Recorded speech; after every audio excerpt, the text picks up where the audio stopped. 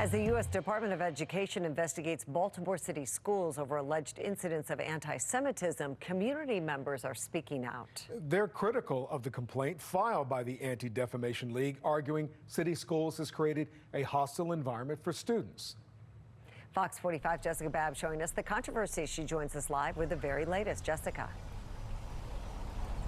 Yeah, in this complaint filed by the ADL, they also propose and suggest several remedies the school system can take to address anti-Semitism. However, at last night's school board meeting, many educators and other community members said the remedies suggested wouldn't actually fix the problem, instead debating on how best to define anti-Semitism. After a scathing complaint and an investigation by the U.S. Department of Education into anti-Semitism in Baltimore City Schools. We must denounce anti-Semitism, full stop.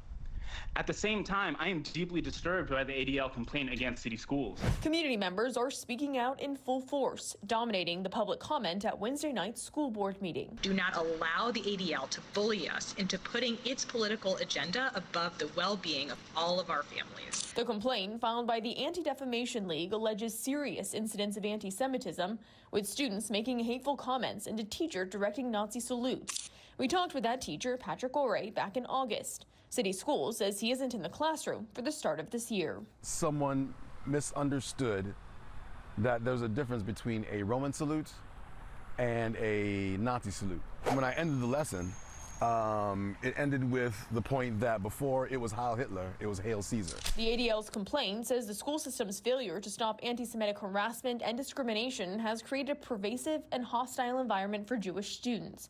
And they're suggesting the school system follow this long list of remedies to solve the problem, like adopting the International Holocaust Remembrance Alliance's working definition of anti-Semitism. They are trying to say is that if you are someone who sees, as was mentioned, the devastating genocide happening to Palestinians, that alone makes you anti-Semitic. This approach puts city schools on a list of institutions being pressured to yield to political agendas and curb free speech.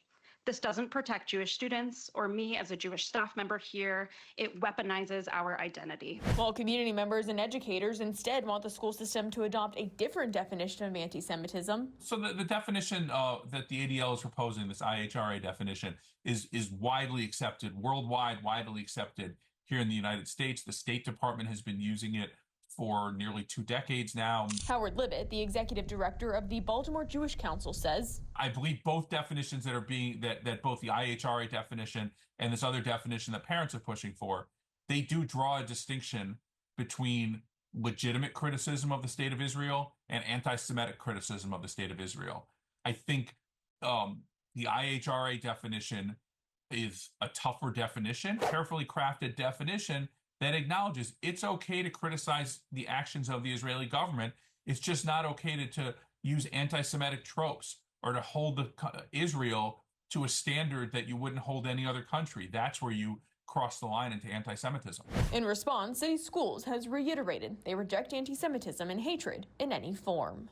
Fighting about definitions and what definition we're going to use is a distraction from the real issue, which is stamping out hate. And I did reach out to the ADL for their response, but as of news time, have yet to hear back. Live in Baltimore, Jessica Babb, Fox 45 News. I'm Mary Bubala. Thank you for watching. Here's another video for you to watch. Also take some time to subscribe to our YouTube channel.